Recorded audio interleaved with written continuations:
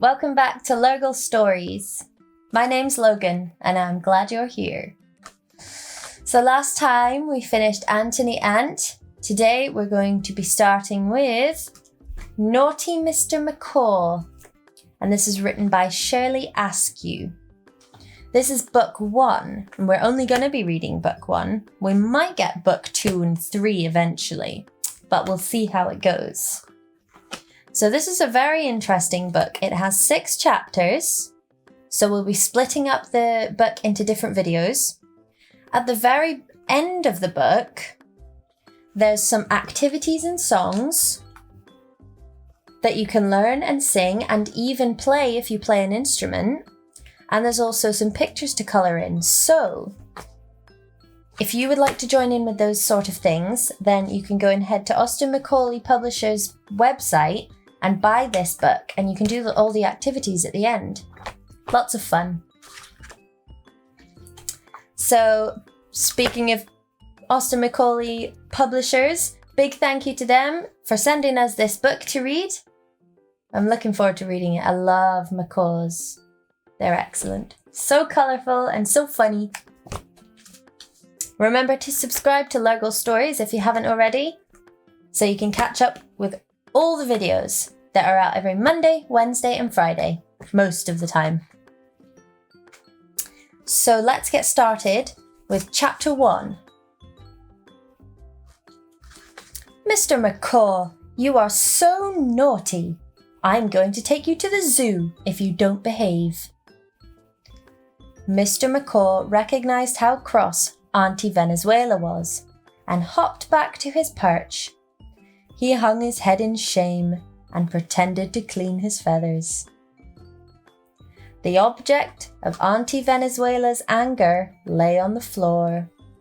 It was a large black hat, and it had been covered in cherries and strawberries. How could Mr. Macaw have known that they were not real? He had first noticed the hat lying on the chair where Auntie Venezuela had dropped it. When she had arrived, she had flopped breathless into the nearest chair, puffed and flustered by the effort of climbing the 6 steps up to the front door. She had been called by her daughter, Fenella, to come to collect the children from school. Fenella was a nurse at the local hospital, and there was an emergency today due to an accident on the motorway.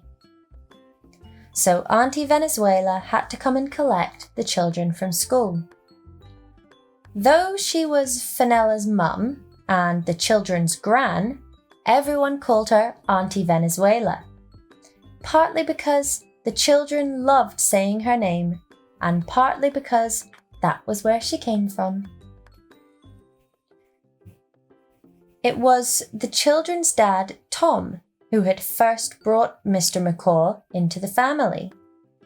He was away on board ship at the moment, as he was in the merchant navy.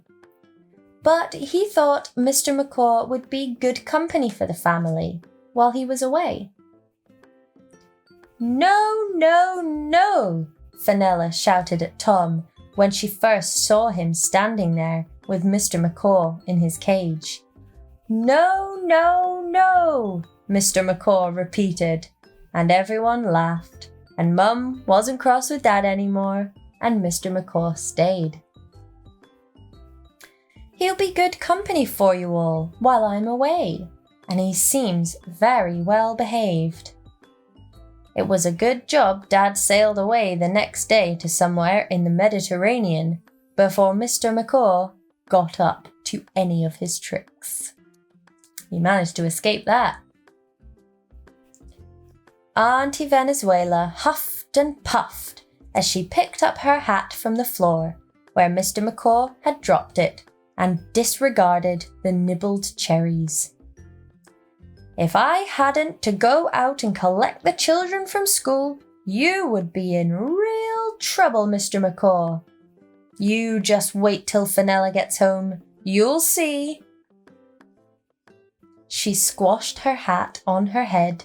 The broken fruit wobbled dangerously, as if it was about to drop off. Mr. Macaw raised his head and squinted with half an eye towards the door. With a rush and blast of air, Auntie Venezuela was gone, and Mr. Macaw hopped down from his perch. Now he had the place to himself, and Auntie V had forgotten to put him back in his cage. Now what would he find upstairs? Chapter 2. The school the two children went to was about 15 minutes' walk away. Kinsey was 6 and Jake 8. They both loved their school and their teachers. Now they were walking across the playground to where parents, mums, dads, grands, and carers were waiting at the school gates. But where was their mum? They looked at each other in panic. Then suddenly they broke into grins as they hurtled towards the railings. Auntie Venezuela had just come into view. They rarely called her Gran, as they just liked to say Venezuela. Auntie Venezuela! Auntie Venezuela, we're here! They called out, relieved.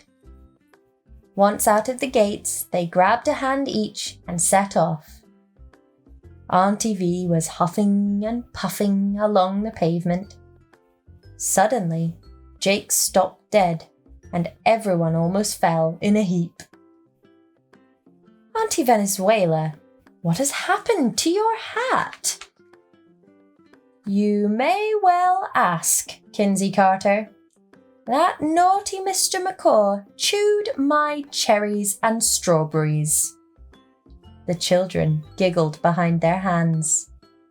He's so naughty.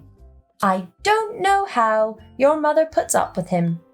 Oh my goodness! She suddenly set off running as fast as her heavy wobbly body would allow her. What's the matter, Auntie V? Wait for us!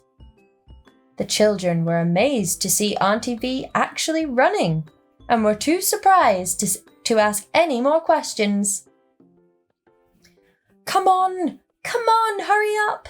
Oh my, she wailed as she waddled along. I didn't put Mr. Macaw back in his cage. What will he have been up to? We'll end it there for now because the next chapter is a little bit longer. So, what do you think? Now that you've met Mr. Macaw, what do you think he will be getting up to? He's already been so mischievous and tried to eat the pretend fruit on Auntie Venezuela's hat. And that was when Auntie Venezuela was in the house. And now he's got the whole place to himself. What could he get up to without anyone there to tell him off? Oh, I'm excited and a little bit nervous at the same time. But it is quite funny, isn't it? Do you have any pets? Do you have any birds? Do you have any parrots? Because parrots like to talk to people, don't they? They can be taught lots and lots of words.